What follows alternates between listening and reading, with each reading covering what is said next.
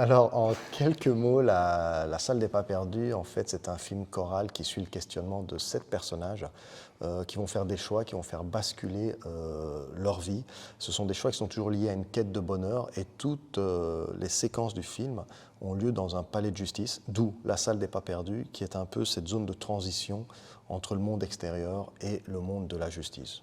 Une des thématiques du film, c'est de dire le palais de justice régule la société, mais pas l'être humain et les émotions finalement. Et nous, on est vraiment plus au niveau humain. Le film se met au niveau des êtres humains, pas au niveau de la justice.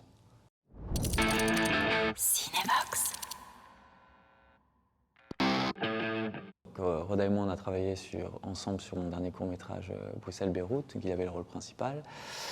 Et suite à ça, en fait, on avait bien sympathisé, on aimait bien notre manière de fonctionner ensemble. Roda m'a appelé pour me dire voilà, qu'il avait envie de travailler sur un film qui serait en plan séquence, qui mettrait en avant en fait, le jeu de l'acteur dans la continuité en temps réel.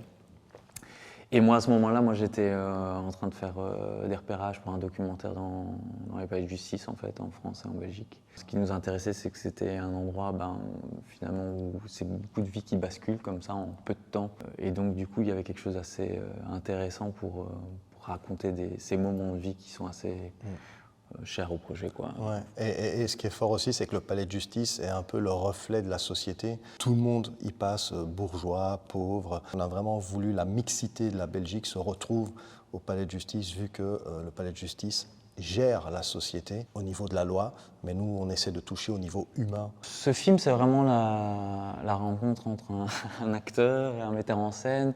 Et donc, dans l'idée de film en plan séquence, ça mélange ça. C'est la mise en scène, c'est ce travail en temps réel. Donc, le fait de tourner en plan séquence influence dans l'écriture. Il y a vraiment la question du rythme. Donc, comme on remonte pas, on découpe pas et on re-rythme pas au montage les séquences. Thibaut a un regard beaucoup d'ensemble, de structure. C'est un regard de réalisateur très fort qui est capable de voir un peu le début, la fin d'une séquence, l'enchaînement avec une autre séquence. Et instinctivement, moi, j'étais très vite dans le cœur, dans les dialogues, donc qu'est-ce que doit dire un personnage, pourquoi il le dit, pourquoi il ne le dit pas.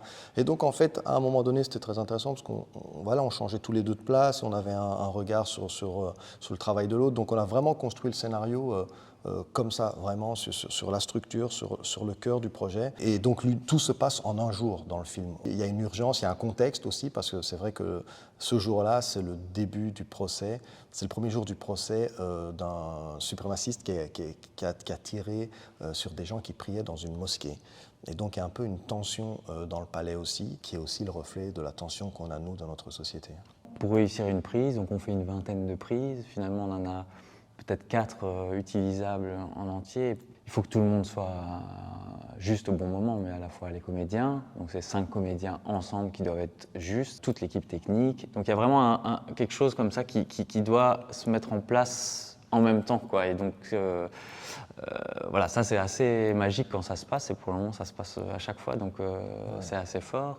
Et puis nous, après, ce qui motive, ce qui est un peu l'enjeu de ces scènes et de ces plans en séquence, c'est vraiment sentir un personnage, ce moment où il va basculer, ce moment où il va y avoir un doute, quelque chose qui se passe dans le regard, dans le corps. Et quand on a ça, là on sait qu'on a réussi la scène, en fait. C'est vraiment cette force du temps réel, et de le voir en temps réel se révéler, c'est ça en fait qui... Ouais, et vraiment, chaque jour de tournage, c'est presque un travail de démineur d'une bombe. On a l'impression que la journée passe, on est sur une séquence, il faut qu'on l'ait, et le temps s'écoule, et en même temps, nous, on doit avoir la séquence parfaite comme on la veut à un moment donné. Et plusieurs fois, parce que parfois on voit des choses ici, on est content, et puis quand on sera en montage, on a peur d'avoir de mauvaises blagues.